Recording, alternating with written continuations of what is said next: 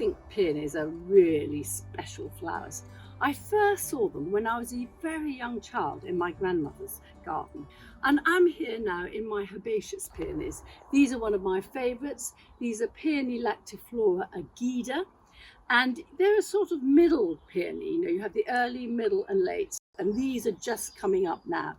They've been planted here since 2016, so about 5 or 6 years. And I've got them planted within a hedge, a box hedge. And then I've got these pleached apples above. So this is at the end of my garden and it looks out to the fields. And I love it because even though they're quite fleeting in their flowers, afterwards you get this foliage, which I think is wonderful. And then of course you get the seed pods, which are not like the flowers, but they're a plus, a big plus.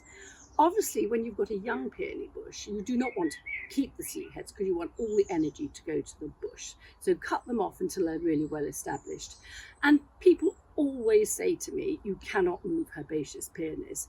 But I've been moving them all my life, and they do move and flower in the first year. I'm going to show you a lovely white peony, which a friend of mine gave me last autumn, and it's got loads of buds, and it's going to give me a wonderful show this year. So you can move them, but what happens is sometimes when you buy them in garden centres, they have tiny little root balls, or they're in tiny little pots, and so they don't have any eyes in them. And you need a clump with 5 or 6 eyes so you get some buds and flowers in your first year. And a common reason for them not flowering, if you have a big clump, is that people bury them too deeply or they mulch them. You really only want about ½ an inch, about 12 mil of soil over the top of the eye. So put them near the surface and don't mulch them. I think they like a bit of feeding because they live forever. You know, these peonies will probably be here for 100 years. They'll outlive me. So I think it's nice to feed them. And I tend to give them chicken manure because I've got chickens and they seem to respond quite well to that. I don't think you want massively rich feeds for them because then you might just get too many leaves and not enough flowers. As far as cultural things, do make sure they have some sun. They don't like heavy shade. They'll do part shade and they'll do sun very nicely. Soil, they like quite well. My soil is very thin, very poor, and they do perfectly. But they like it sort of neutral or slightly acid or slightly alkaline, and pH 8, which is quite alkaline. But anyway, I think they're wonderful. And when you buy them as a cut flower, they look so delicate now when they're out. But actually, if you cut them at the marshmallow stage, I'm going to cut one now, and I'm just going to cut it down there, and then you cut off a couple of low leaves, and then you take it in. Best not to cut in really hot sunlight now, and then you put it in a vase of water. That will probably flower for maybe 10 days, 2 weeks, if you change the water every other day or so.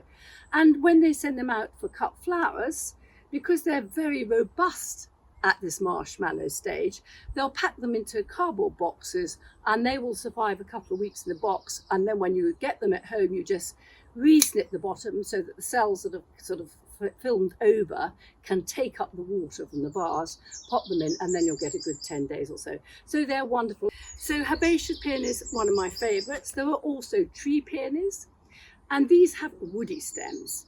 Now, tree peonies, I think, are fabulous too. Now, we have very common type of tree peonies, and one of them is Delavere, which has the yellow flower, and that is more of a shrubby plant. It has a woody stems that stay all the year round, and that seeds itself everywhere, and you get lots of baby ones popping up, and it's nice, but it's quite common. But then you also get a lot of grafted peonies.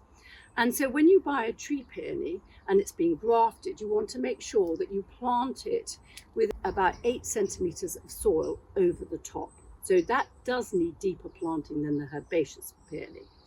Now, my mother threw out a tree peony. It had never flowered with her, and she gave it to me about 8 years ago, and I don't know how many years she'd had it and it hadn't flowered. But anyway, this year it flowered for the first time.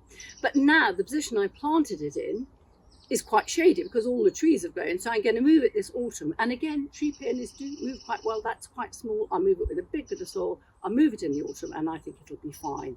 So they are really quite special and I love them, and they flower first. So you have the tree peonies, then you have the herbaceous peonies, but then you also have the intersectional hybrids, and they are crosses between the herbaceous peonies and the tree peonies. And they were bred by a Japanese man called Ito, so they're called the Ito hybrids, Itoh. And my cousin Claire Austin, for my 60th birthday 5 years ago in 2016, she gave me a lovely intersectional peony called Julia Rose. And that I planted, and it flowered in its first year. And she gave it to me as a wee little thing like this. And she said, it's going to take up a square metre very quickly, so just give it space. And it's certainly right. It flowered its first year, it's flowered ever since, and it's fabulous. Whereas these tend to flop over if you don't stake them. Obviously, I don't need to hear because they're held up by the hedges almost. But the intersectional hybrids are much tougher. They'll take a battering with the wind and the rain, and they'll still look fabulous. So they are great.